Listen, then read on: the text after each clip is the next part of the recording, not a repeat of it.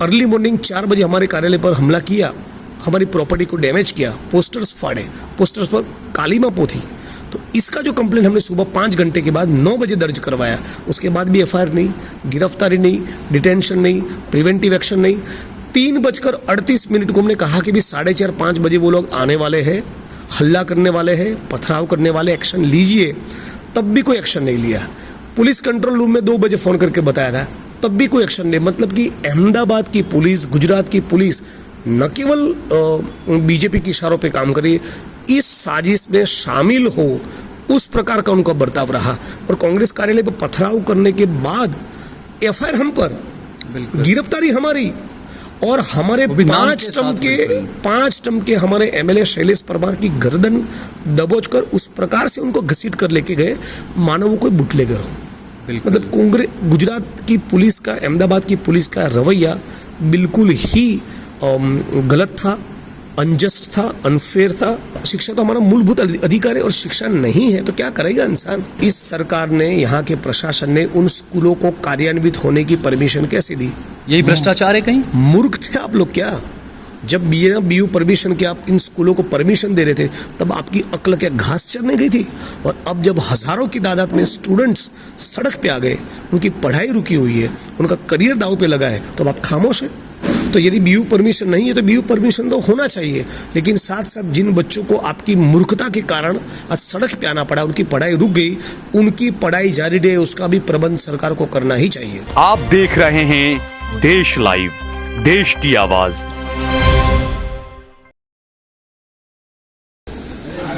इस वक्त कांग्रेस के वडगाम के विधायक जिग्नेश मेवाणी साहब मेरे साथ में मौजूद है। गुजरात में जो अहमदाबाद के अंदर कांग्रेस के हेडक्वार्टर पर, हेड ऑफिस पर जिस तरीके से जो हंगामा हुआ था और उसके बाद में पुलिस ने जो कार्रवाई की एफआईआर से लेकर, क्योंकि एफआईआर फर्स्ट इन्फॉर्मेशन जो रिपोर्ट होती है वही मजबूत होनी चाहिए, तो उसी में कहीं लिपापोती पूरे तरीके से पुलिस ने करने की कोशिश की है।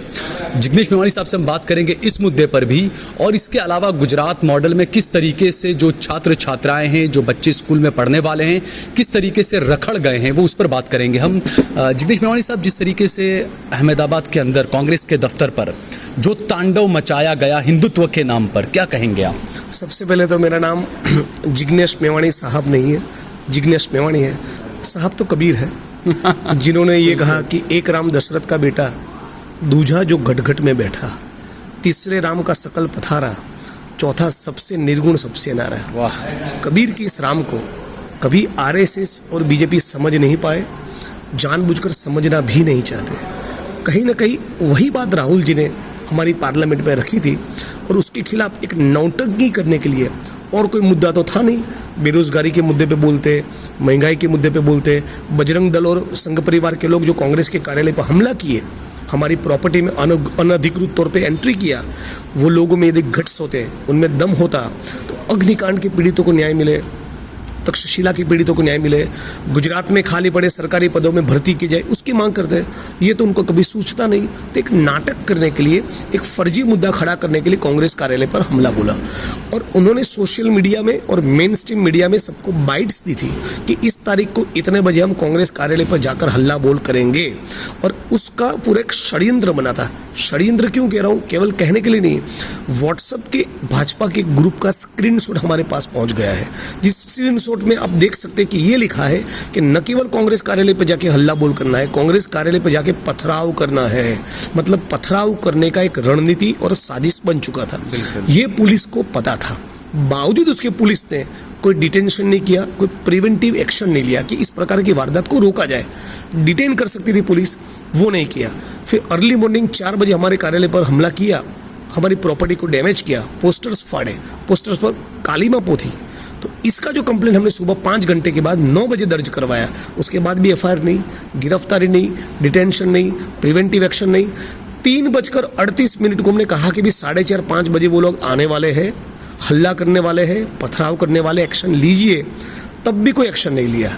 पुलिस कंट्रोल रूम में 2 बजे फ़ोन करके बताया था, तब भी कोई एक्शन नहीं। मतलब कि अहमदाबाद की पुलिस, गुजरात की पुलिस न केवल बीजेपी के इशारों पे काम करी, इस साजिश में शामिल हो उस प्रकार का उनका बर्ताव रहा।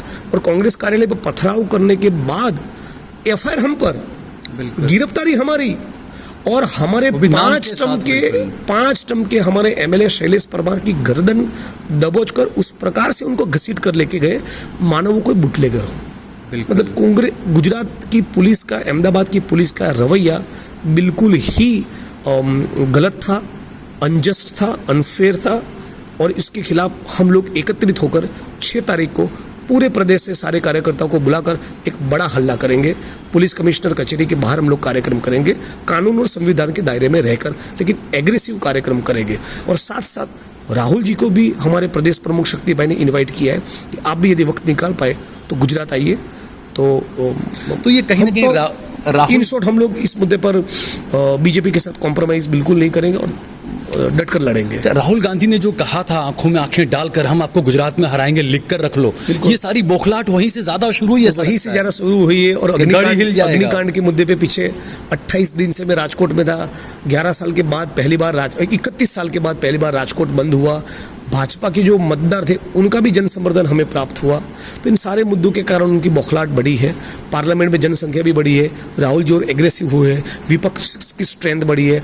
उनका जो गढ़ है राजकोट, वहाँ पर ऐतिहासिक बंद रहना, कांग्रेस के कार्यकर्ताओं का एक्टिव और एग्रेसिव होना, और समर्थन जनता का इतना मिल रहा है, जन समर्थन जो बढ़ रहा है, उसके कारण डेफिनेटली भाजपा की बौखलाहट बढ़ी है। अच्छा, दूसरा ये ऐसा लगता है कि नरेंद्र मोदी जब यहाँ पर मुख्यमंत्री थे 2000 के बाद में और अब तक वो प्रधानमंत्री रहे, इतना मजबूत विपक्ष नरेंद्र मोदी को कभी नहीं मिला था, ऐसा लगता है। हाँ, नहीं, अभी तो और भी हम लोग एग्रेसिव जाएंगे और जनता के मुद्दे पर लड़ना, जमकर लड़ना और उस लड़ाई को उसके लॉजिकल एंड तक ले जाना, वही विपक्ष का कर्तव्य। उस कर्तव्य हम पूरा निष्ठापूर्वक तरीके से निभाएंगे। अच्छा, दूसरा यहाँ के वीडियोस मैंने देखे कि कुछ पुलिस वाले यहाँ पर आए थे, कांग्रेस ऑफिस के अंदर कुछ लोग बैठा हुए थे और एक पुलिस वाला गालियां दे रहा था, उसमें दरवाजा खोलो वरना माँ बहन की गालियां दे रहा था, उसमें भद्दी गालियां दे रहे थे। प्रदेश प्रमुख शक्ति भाई की ऑफिस के दरवाजे पर लात मार रहे थे, बेरहमी से पीट रहे थे। कुछ लोगों को, बहनों को, कांग्रेस की महिला कार्यकर्ताओं को अपने आप को टॉयलेट में कैद करके रखना पड़ा, उनको अंदर से दरवाजा बंद करना पड़ा। उस दरवाजे के ऊपर भी लात मार रहे थे। तो इतना तो क्या हो गया था, हमला हमारी ऑफिस पे, पथराव हमारी ऑफिस पे, और आप हम पर ही हमला करो, ये कैसा पुलिस का चरित्र है?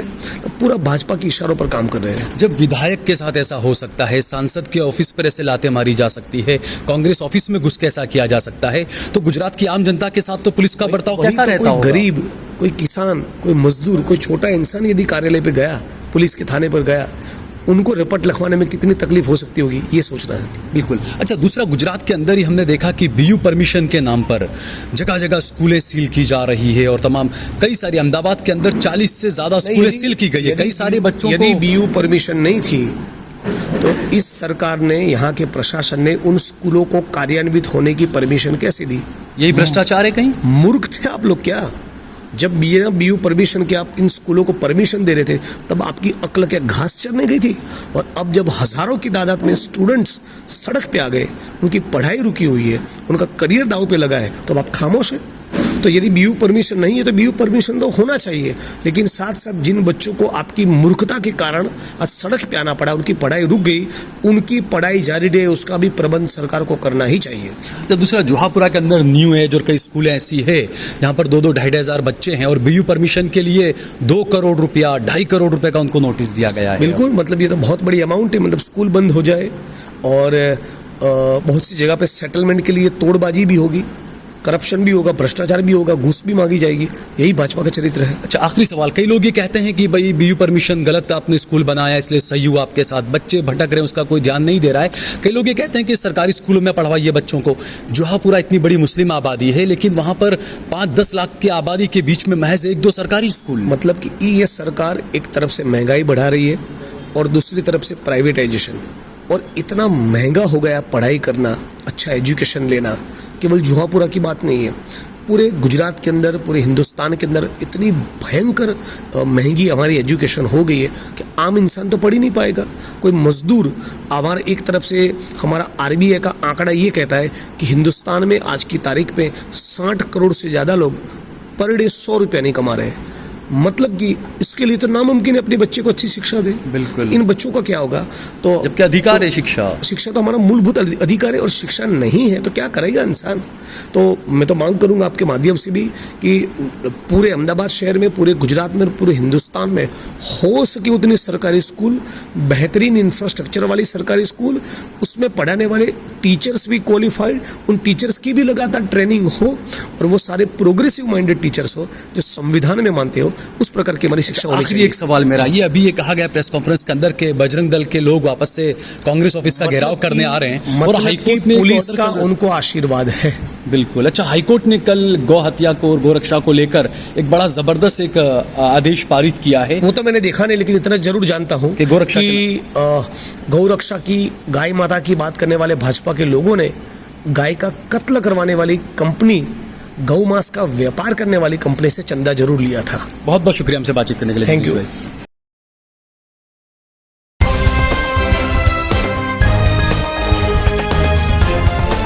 देश और दुनिया की तमाम छोटी और बड़ी खबरों के लिए हमारे चैनल को सब्सक्राइब करना न भूलें और बेल का बटन जरूर दबाएं।